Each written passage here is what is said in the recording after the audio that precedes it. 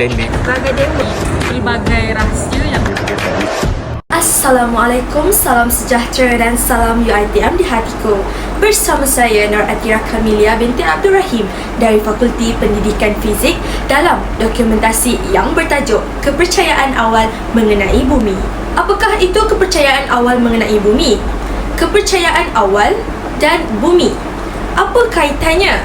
Jadi, sebelum saya menerangkan dengan lebih lanjut, mari kita dengar jawapan daripada orang awam yang saya berjaya temu ramah.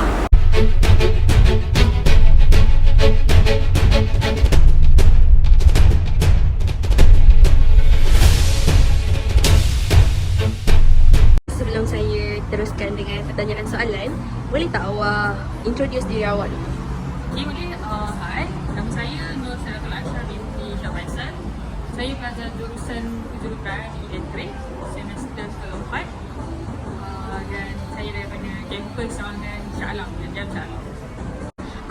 Apa pendapat awak tentang kepercayaan awal mengenai bumi?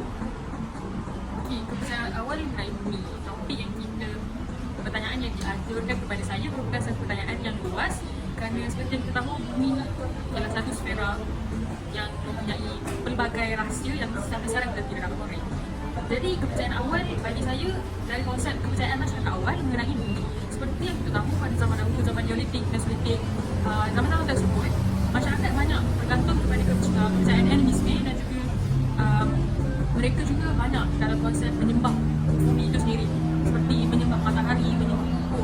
Jadi kepercayaan awal mereka kepada bumi, mereka menganggap bumi ini sebagai satu perkara yang mistik yang mempunyai pelbagai rahsia yang tidak dapat dikorek sehingga mereka menyembah bumi kerana mereka menganggap bumi ini seperti yang saya katakan ialah satu perkara yang mistik.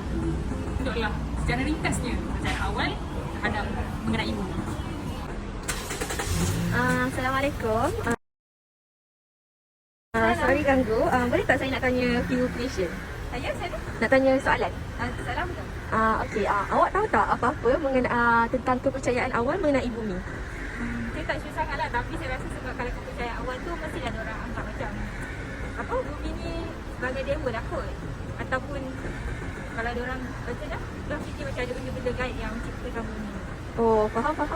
Ada apa-apa lagi tak yang awak nak tambah? Saya tak sure sangat. Okey. Sorry ganggu. Thank you. Bye. Assalamualaikum awak. Waalaikumsalam.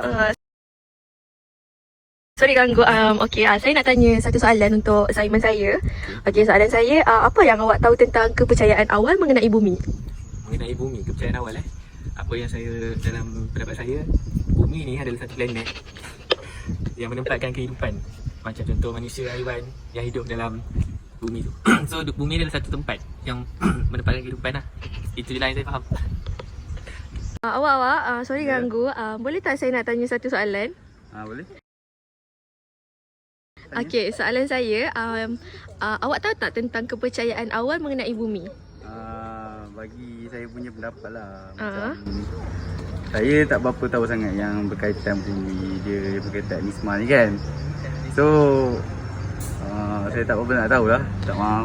Okey, tak apa. Terima kasih. Sama. Sorry kacau. Tak apa. Bagaimana? Apa pandangan anda tentang jawapan-jawapan yang diberikan sebentar tadi? Kepercayaan awal seperti yang kita tahu ialah perkara yang dipercayai oleh suatu kelompok masyarakat pada suatu ketika dahulu. Contohnya, kepercayaan animisme dan dinamisme. Penyembahan alam sejarah agama dan budaya, pemujaan alam sebagai sistem kepercayaan yang pasti dan kompleks atau sebagai bentuk agama yang dominan belum didokumentasikan dengan baik. Di antara masyarakat pribumi dari banyak negara, konsep alam sebagai keseluruhan tidak diketahui dan hanya fenomena semula jadi individu seperti binatang, hujan dan bintang yang difahami sebagai objek semula jadi atau kekuatan yang mempengaruhinya, dan dengan demikian dalam beberapa faktor layak dihormati atau ditenangkan. Alam sebagai entiti itu sendiri berbeza dengan masyarakat dan budaya manusia atau bahkan dengan Tuhan adalah konsep falsafah atau puitis yang telah dikembangkan di antara peradaban maju. Oleh itu, konsep pemujaan alam ini terhad terutamanya kepada para sarjana yang terlibat atau dipengaruhi oleh kajian agama moden, terutamanya Barat. Daya manusia telah berjaya mengembangkan pelbagai pendapat tentang planet bumi. Bumi dipersonifikasikan sebagai dewa. Menurut tamadun Romawi dan Yunani, bumi disebut sebagai Gaia, iaitu Dewi Gaia. Dewi Gaia ialah dewi yang menjaga dan melindungi alam semesta dan memberi kehidupan serta kedamaian. Nama itu diberikan sempena sifat bumi yang memiliki sumber keperluan manusia yang secukupnya untuk manusia dan hidupan lain hidup. Zaman dahulu kala, kebanyakan masyarakat beranggapan bumi ini berbentuk flat atau leper. Bermula daripada Nepal, di mana mereka percaya bahawasanya bumi ini berbentuk leper dan disokong oleh 4 ekor gajah yang sangat besar. Jadi, oleh yang demikian, para pelayar pada ketika itu sangat takut untuk berlayar terlalu jauh kerana mereka takut akan terjatuh sekiranya tiba di penghujung bumi. Teori Hindu pula menyatakan bahawa bumi ini terletak di belakang 4 ekor gajah yang besar dan gajah-gajah ini berdiri di belakang cangkerang kura-kura gergasi.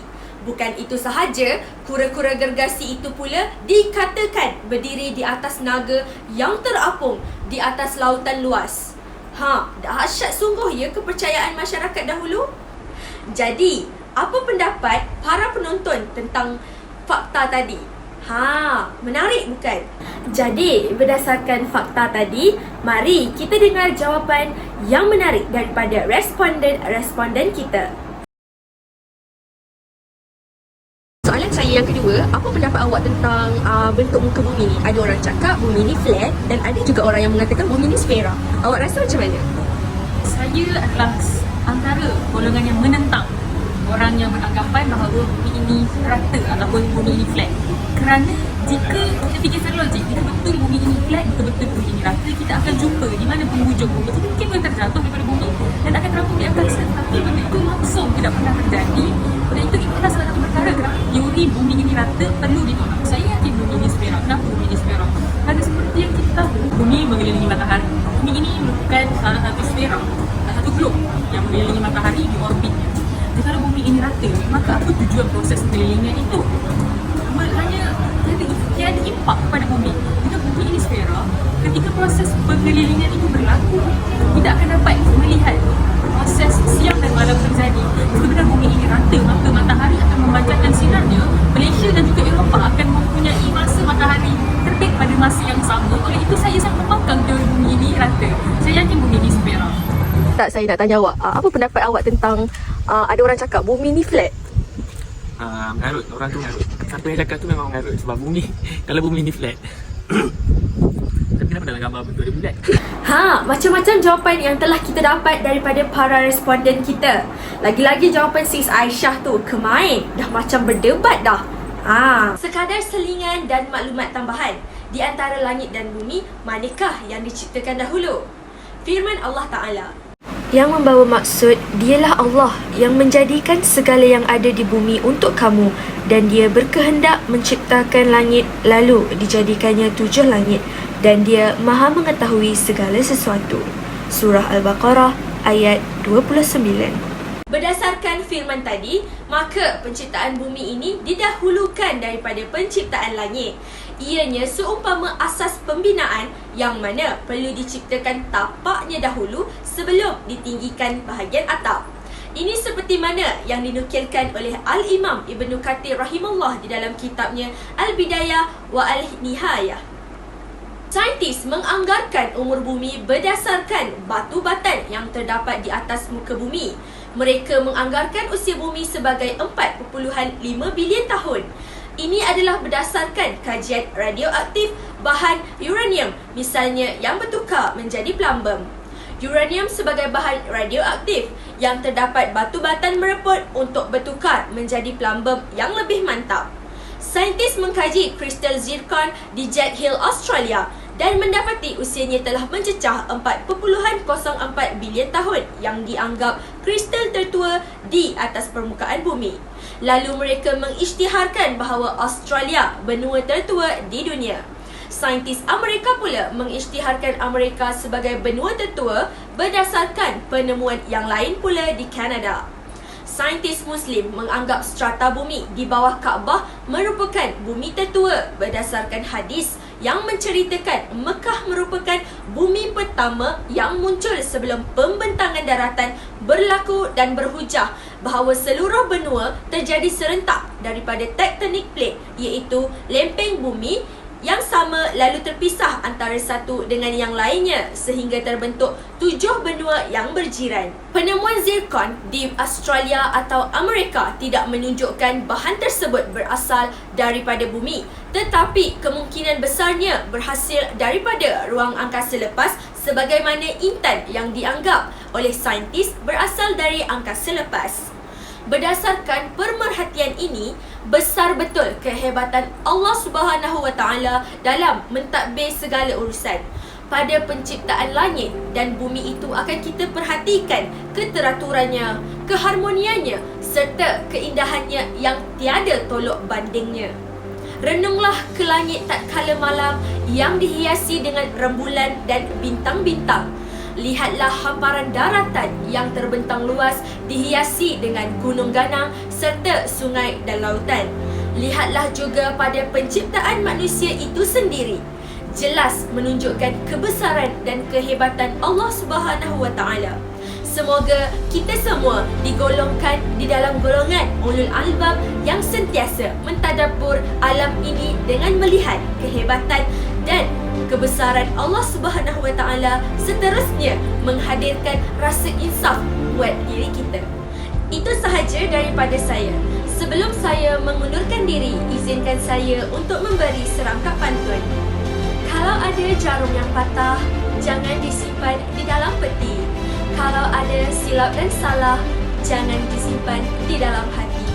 Sekian daripada saya. Wabillahi taufiq wal hidayah. Assalamualaikum warahmatullahi wabarakatuh. Sekian, terima kasih. Sila imbas kod QR yang tertera untuk kongsikan maklum balas anda. Terima kasih.